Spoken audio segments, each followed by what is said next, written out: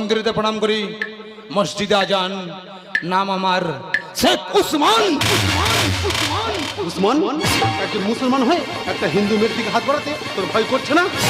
কেন ভয় করবে কেন?